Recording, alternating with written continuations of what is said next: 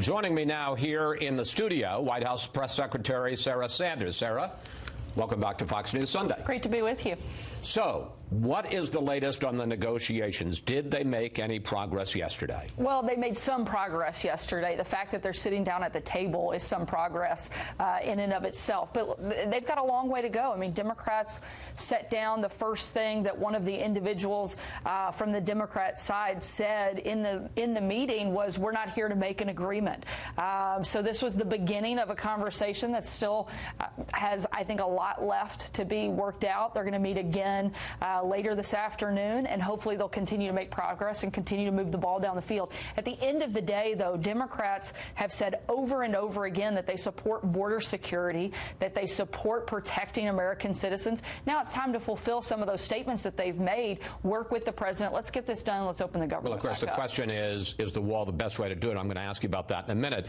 But again, going back to Friday, the president meant what he said, that he is prepared to fight for the wall, to continue the shutdown for months or even years. Well, I think that's one of the things that people misunderstand. The president's not fighting for the wall. He's fighting for the protection of American citizens. But he wants the wall to do that. Absolutely. He wants the wall, and he wants a number of other things. We have a completely broken immigration system. We have a national crisis, not just of safety and security, but a humanitarian crisis. We have drugs. We have human traffickers. We have terrorists that come across our border, and there has to be a stop to that. And we want to do not just the wall. Certainly that's one of the most important factors. We know that it works. We know that in the places that it's been, it's 95% effective. We want to be effective across the board, and that includes the wall and other technology. But you're not answering my question. He meant what he said. He's prepared to continue this fight, this shutdown, for months or even years. Absolutely. The president means what he says when he says that. But it would be outrageous for Democrats who agree with the president. That's what's the most outrageous thing to me, and something that frankly is so just incomprehensible.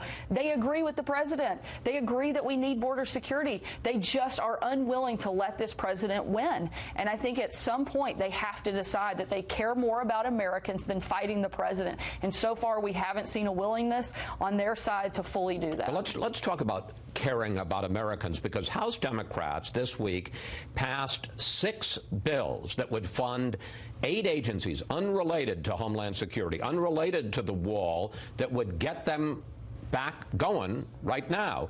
And the question is, why not sign that bill, fund those agencies that have nothing to do with the border wall, and not hold those hundreds of thousands of federal workers and the services they provide hostage? Look, we're not holding anybody hostage. The president wants to fund the government. He wants to open the government. But you could open those 8 other agencies. Chris, we've been having this debate for years. At some point, we have to say enough is enough. Until we can come together, we can be reasonable, which we have put forth in good faith multiple offers to Democrats to say, let's make a deal. Let's have a discussion. Let's get to a place where we agree. We have to stop kicking the can down the road and just continuing to say, let's do it again in 30 days. Let's do it in 45 days. No. But I'm not talking about Homeland Security. That you can continue to fight about that if you want and shut it down. But why hold agriculture hostage? Why hold justice hostage? Why hold the Treasury Department hostage? Why not fund them? They have nothing to do with the border wall. Look, the president wants to do this all at once. He knows it's better if they can focus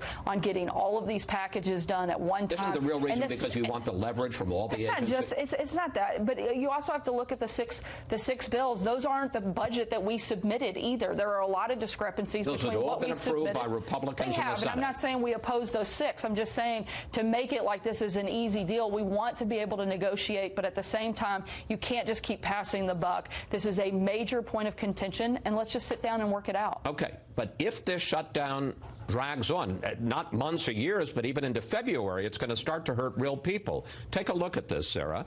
Federal tax refunds will be delayed. Food stamps for 38 million Americans will be cut. Millions of people will lose rental assistance payments, and union leaders say hundreds of TSA workers are already off the job because they can't afford to get to work. President Trump thinks the border wall is worth all of that? Look, the president certainly doesn't want any of those things things to happen. But you know what else he doesn't want to see happen? He never wants to make a phone call like the one he made earlier this week, where he spoke to Officer Singh of California's widow because an illegal immigrant came across our border and killed him in cold blood. That shouldn't happen in this country, particularly when we have things that we know can help prevent it.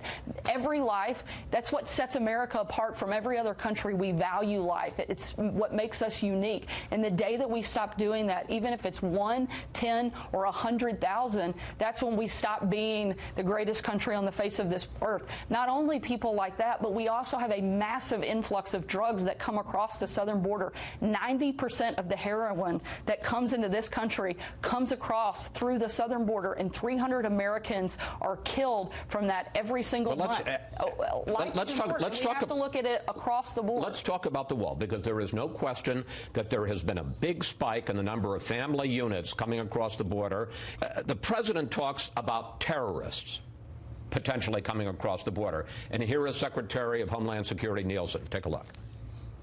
CBP has stopped over 3,000 what we call special interest aliens trying to come into the country on the southern border. Those are aliens who the intel community has identified are of concern. But special interest aliens are just people who come from countries that have ever produced a terrorist. They're not terrorists themselves, and the State Department says that there is, quote, their words, no credible evidence of any terrorists coming across the border from Mexico. We know that roughly nearly 4,000 known or suspected terrorists come into our country illegally, and we know that our most vulnerable point of entry is at our southern border. I know this statistic. I didn't know if you were going to use it, but I studied up on this. Do you know where those 4,000 people come, or where they're captured? Airports. Not always, but certainly a large number. The State Department says there hasn't been any terrorists that they found coming across the southern border from Mexico. It's by air, it's by land, and it's by sea. It's all of the above. But one thing that you're forgetting is that the most vulnerable point of entry that we have into this country is our southern border, and we have to protect it. And the more and more that individuals they're not coming across the southern border, Sarah. They're coming, and they're being stopped at airports. They're coming a number of ways. They're certainly, I'm not disagreeing with you that they're coming through airports. I'm saying that they come by air, by land, and by sea. And the more and more that our border becomes vulnerable, and the less and less that we spend time and money protecting it, the more that we're going to have an influx, not just of terrorists, but of human traffickers, drug inflow, and people that are coming here to do American citizens harm. Okay. The president now says, and this was a revelation on Friday, that he can go around Congress and build this wall on his own. Take a look. We can call a national emergency because of the security of our country. Absolutely. No, we can do it. I haven't done it. I may do it. I may do it. But we can call a national emergency and build it very quickly. How serious is he about that? Has the White House drafted an emergency order, a resolution that he could announce tomorrow? We're declaring a national emergency. We're going to build the wall. Has he set a deadline for when he's going to end talks and simply say, I'm going to go off on my own and do it? And is he really prepared? It's a lot of questions. Well, three. Is he really prepared?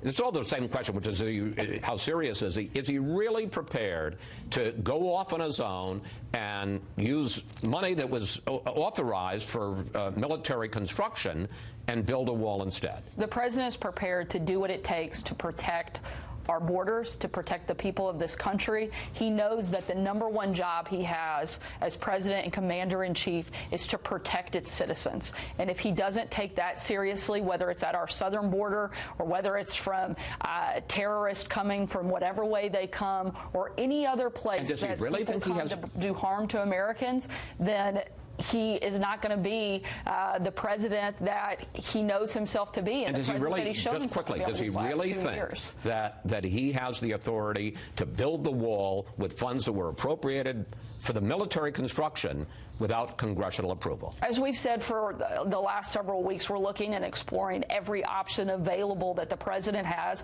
And is that a viable option? Whatever action he takes will certainly be lawful, and we're looking at every option we can. This is something the president takes incredibly seriously, is very passionate about, and is not going to stop until he figures out the best way to make sure we're doing everything we can to make America safer and more secure. I got less than a minute left. President Trump is at Camp David today to meet with White House senior officials about his priorities for 2019. What can you tell us about the meeting and about what his agenda is. We've had an incredible first 2 years under the President Trump. The economy is strong. ISIS has been on the run. The judiciary is being made. We have just a number of successes over these first 2 years. We want to look at how we're going to continue to build on those as we move into 2020. Top priority?